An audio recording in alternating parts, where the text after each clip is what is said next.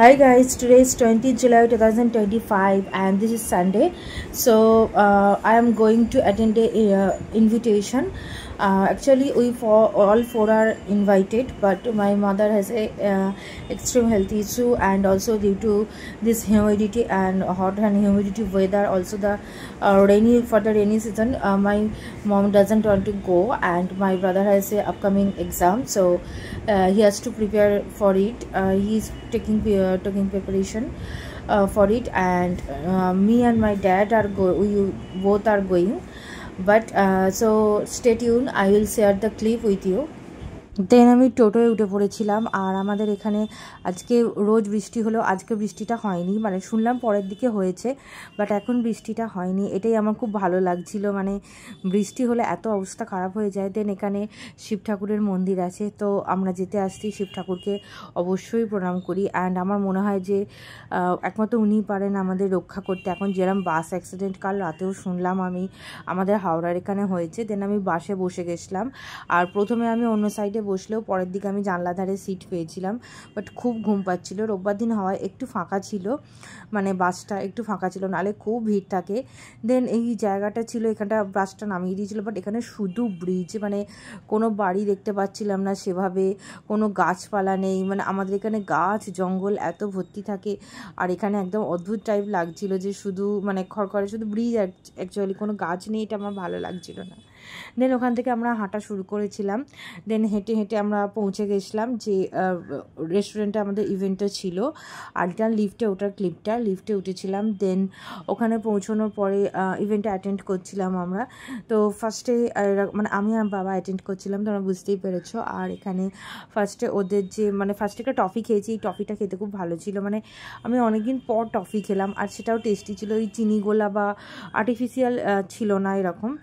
আর এখানে পেন ছিল, প্যাড ছিল, তো তোমার গুরুত্বপূর্ণ কোনো ইনফরমেশান লাগলে সেটাকে তুমি নোট করে নিতে পারো, এরকম ব্যবস্থা ছিল, খুবই ব্যবস্থা ছিল। আর এখানে চিলড এসি ছিল, যেটা আমি সারাদিনই আজকে পুরো চিলড এসির মধ্যে বসেছিলাম, যেটা একটা অন্যরকম লাগছিল, ভালো লাগছিল। দেন এখানে কফি সার্ভ করছিল ওরা উইথ কুকিজ, আর তো আমি কফিটা খেয়েছিলাম, দেন দুটো কুকিজ গিয়ে খেলাম। কুকিজটা আমি বেশ কয়েকদিন পর খেলাম, আর এখানে আমার বাবা এখানে বসেছিল, আমি সামনেটা বসেছিলাম, আমরা অ্যাটেন্ড করছিলাম ইভেন্টটা, আর খুব ভালোই লাগছিল ইভেন্টটা, কারণ অনেক কিছু জানা যাচ্ছিল। আমরা তো মানে বিশেষ করে আমি জব ছাড়ার পর থেকে অল টাইম শুধু এই ঘর আর ঘরের কাজেই বিজি থাকি, জিম বলো যোগা বলো কোনোটাই খুব একটা বেশি এখন এনভায়রনমেন্ট মানে ফ্রেন্ডলি কিছু নয় ওরকম জায়গা। জিম মানে প্রচুর টাকা, আর যোগা মানে তো বুঝতেই পারছো ওখানেও কোনো ঠিকঠাক নেই, মানে এখন সব জায়গায় বিজনেস, কীভাবে তোমার থেকে টাকা এক্সট্রাক্ট করে নেওয়া যায় উইদাউট প্রোভাইডিং প্রপার সার্ভিস, এটাই এখন প্ল্যান চলে। তো এখানে লাঞ্চ খুব ভালো ছিল, then vanilla ice cream was also very good, then এখানে টমেটো স্যুপ ছিল, এই স্যুপটাও খুব টেস্টি ছিল, আরও টেস্টি করা যেত। আর দেন এখানে খাওয়ার পর দেখো আমার লিপস্টিকটা অল্প একটুখানি রিমুভ হয়েছে, এটা ফেসেস কানাডার লিপস্টিক ছিল। আমি কিন্তু ঠিক লিপ বামের ওপর অ্যাপ্লাই করি, কারণ আমার এক্সেসিভ ড্রাই সেন্সিটিভ লিপস, সেই জন্য।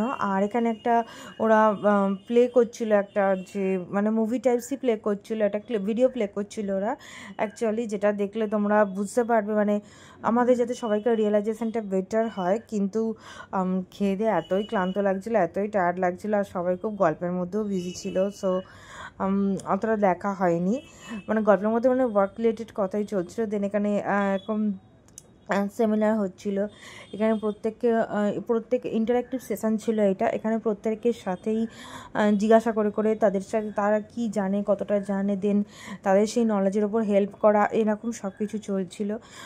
একদম অন্যরকম অনুভূতি ছিল, অন্যরকম একটা দিন ছিল, সাধারণত এরম ধরনের রোববার আমি কাটাইনি কোনো দিন, খুবই ভালো লেগেছিল।